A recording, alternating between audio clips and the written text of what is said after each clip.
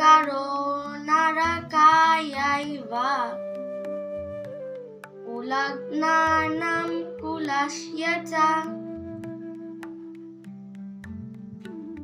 patanti pitaro yesham lupta pindadakakriyaha।